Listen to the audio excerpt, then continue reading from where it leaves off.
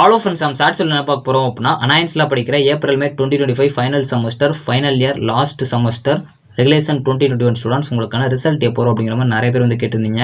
So அதே மாதிரி உங்களுக்கு ரிசல்ட் மட்டும் இல்லை, ஸோ நான் சொல்ல போகிறது வந்து ஃபோட்டோ காப்பி, ரீவேல்யூஷன், சர்டிஃபிகேட் எப்போ இஷ்யூ பண்ணுவாங்க, அதாவது கன்சல்டேட்டு, ப்ரொவிஷனல்லாம் வந்து இதுக்கு முன்னாடி எப்படி பப்ளிஷ் பண்ணாங்களோ அந்த டேட்டை வச்சு நான் எக்ஸ்பெக்ட் பண்ணுற டேட்டை உங்களுக்கு நான் சொல்ல போகிறேன். இது அஃபீஷியல் கிடையாது, ஆனால் உங்களுக்கு ஒரு ஐடியா கிடைக்க சான்சஸ் இருக்குது. ஸோ நம்ம ரிசல்ட் பொறுத்த வரைக்கும் எப்படி பப்ளிஷ் பண்ணாங்க அப்படிங்கிற டவுட்ஸும் உங்களுக்குள்ள இருக்கும். ஸோ லாஸ்ட் 2 வருஷமே எப்படி பப்ளிஷ் பண்ணியிருக்காங்க அப்படின்னா அரியர்ஸ் இல்லாமல் ஃபைனல் இயர் வரைக்கும் இருப்பாங்க அந்த ஸ்டூடெண்ட்ஸ்க்கு ஃபஸ்ட்டு பப்ளிஷ் பண்ணிடுவாங்க ரிசல்ட்டை.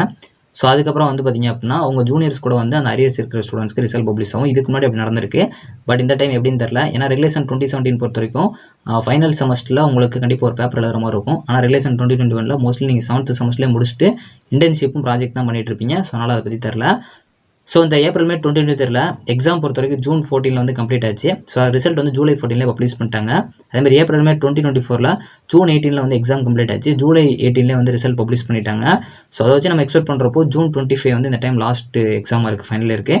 ஸோ ஜூலை 25 நம்ம எக்ஸ்பெக்ட் பண்ணலாம். இருந்தாலும் ஒரு சில டேட்ஸ் நான் கீழே கொடுத்துருக்கேன். இந்த ஃபுல் வீடியோ லிங்க் நான் கீழே கொடுத்துருக்கேன். எல்லாத்துமே கிளியராக உங்களுக்கு நான் சொல்லியிருக்கேன். இது எல்லாமே நான் எக்ஸ்பெக்ட் பண்ணுற டேட்டு. ஸோ நம்ம ப்ரெடிக்ட் பண்ணியிருக்க டேட்டா ஃபுல் வீடியோ பார்த்துக்கோங்க. தேங்க்ஸ் ஃபார் வாட்சிங்.